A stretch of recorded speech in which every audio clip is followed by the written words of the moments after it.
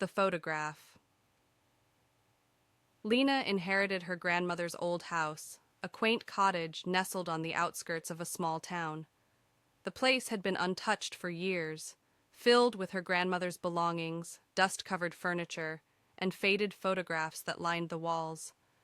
Lena had fond memories of visiting as a child, but as an adult the house felt foreign, almost eerie. While sorting through her grandmother's things, she discovered a small, ornate box hidden beneath a loose floorboard in the living room. Curious, she opened it to find a collection of old photographs, each depicting people she didn't recognize. As she flipped through them, one photo caught her eye, a black and white image of a young girl standing in front of the house, her expression somber. Intrigued, Lena studied the photo closely.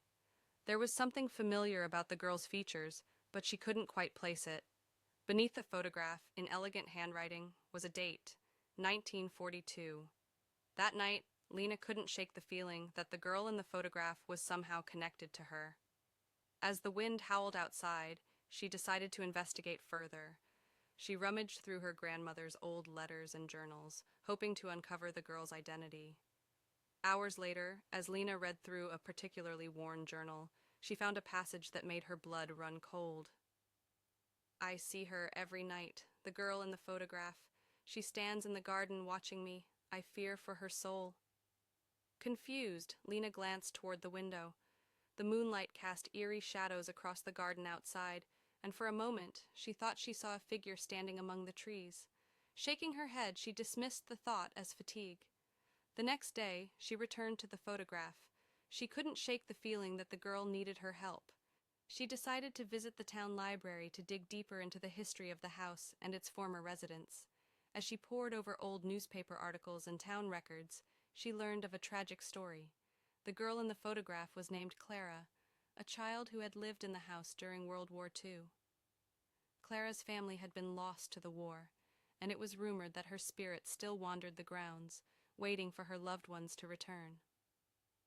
Feeling a chill run down her spine, Lena returned home, determined to make contact. She set up a small table in the garden, placing the photograph of Clara on it, along with a candle. As dusk fell, she lit the candle and called out to the spirit. Clara, if you're here, I want to help you. Please show me what I can do.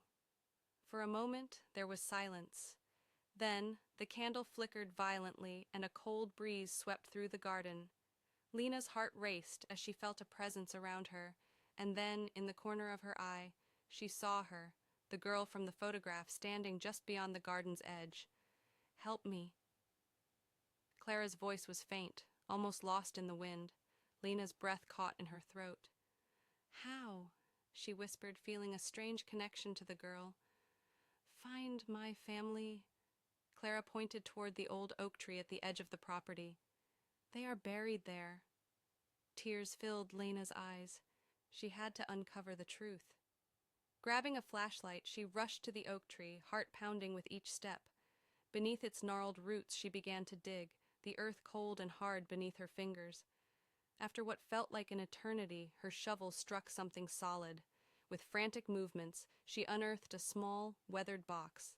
Inside, she found old trinkets, a locket, a silver bracelet, and several letters, all belonging to Clara's family. As she held the locket in her palm, a rush of warmth enveloped her, and Clara appeared beside her, her face glowing with gratitude. Thank you, she whispered, her eyes shining with unshed tears. You've set me free. With those words, the air shimmered, and Clara began to fade. Lena felt a profound sense of peace wash over her. The next morning, Lena awoke to the sun streaming through the window, illuminating the garden. The heavy weight of sorrow that had lingered in the air was gone. She smiled, feeling a sense of closure, not just for Clara, but for herself as well. From that day on, Lena felt a renewed connection to her grandmother and the history of the house. The photograph of Clara remained on her mantel, a reminder of the girl who had led her to uncover the past. As she embraced her new life in the cottage, Lena knew that Clara's spirit would always be with her, a guardian watching over the home they both cherished.